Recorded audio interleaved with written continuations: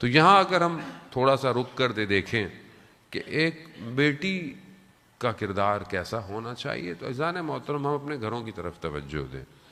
ہمارے گھروں میں بیٹی کا کردار کیسا ہے، یا ہم اپنی بیٹیوں کے ساتھ کس طرح پیش آتے ہیں، یہ بہت امپورٹنٹ ہے. روایات یہی کہتی ہیں کہ اگر بیٹی ہو تو 1 ہفتے تک، کچھ دن تک اس کا نام فاطمہ رکھو، اس کو فاطمہ کے نام سے پکارو، اور اس کے بعد اس کا کوئی بھی نام تم نے رکھنا ہے تو رکھو. اور ظاہر ہے کہ جب آپ یہ نام رکھیں گے تو اس کے اثرات جو ہے وہ مرتب ہونا شروع ہو جائیں گے.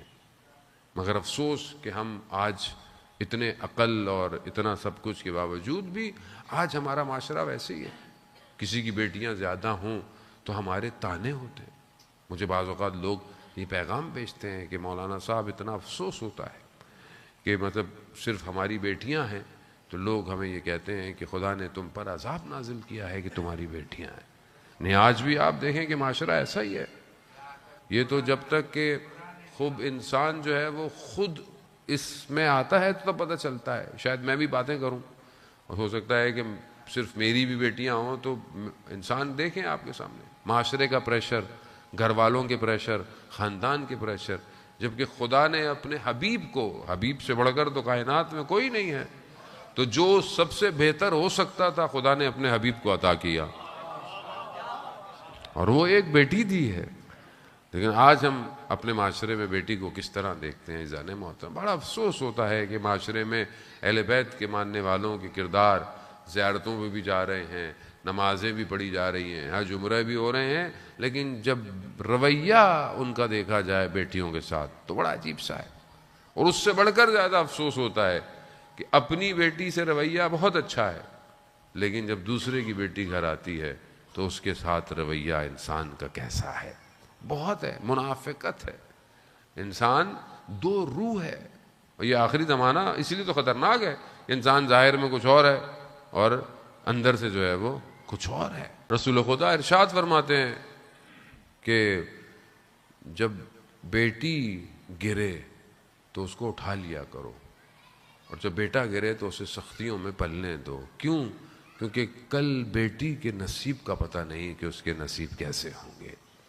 خوب اگر آپ دیکھیں کہ بہرحال جب تک رسول خدا زندہ رہے تو بیٹی کو کوئی تکلیف ہونے انہوں نے نہیں دی.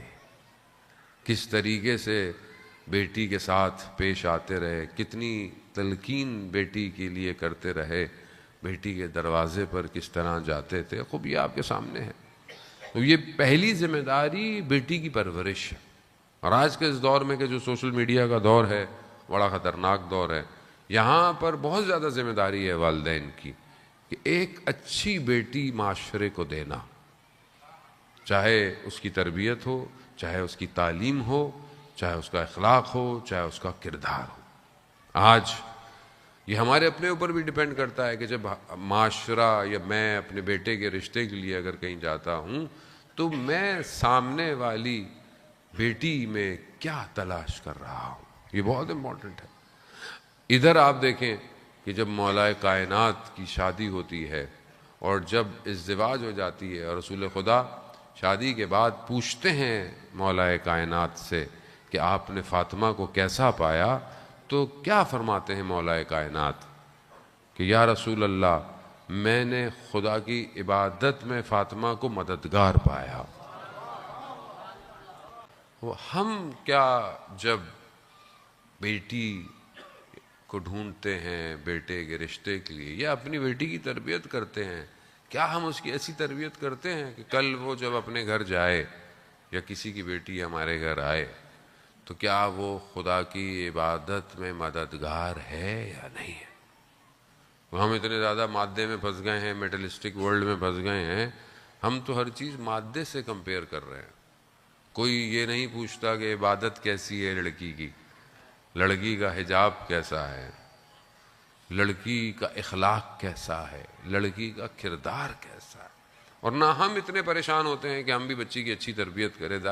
جب تک باطن پاک نہیں ہوگا، بطن سے نکلنے والا بچہ وقت کے امام کی نصرت نہیں کرے گا. یہ یاد رکھیے گا، کیونکہ بہرحال امام کو وہ چاہیے کہ جس کی ماں کی گود ایسی ہو جو بچپن سے اس کی ایسی تربیت کرے، امام کے لیے قربانیاں دے سکے۔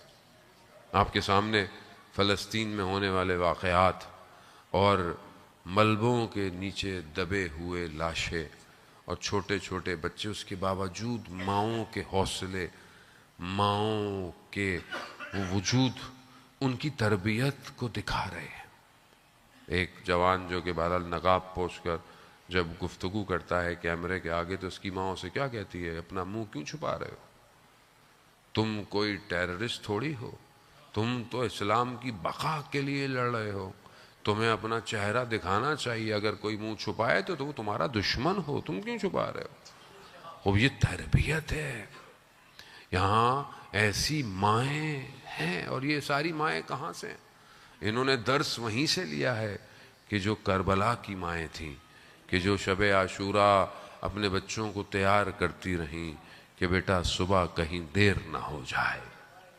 یہ پریکٹیکل امپلیمنٹیشن ہے کربلا کی اور سیرت اہل بیت کی۔ ایک حصہ بہرحال بیٹی کی تربیت کا ہے کہ جو بہت ضروری ہے۔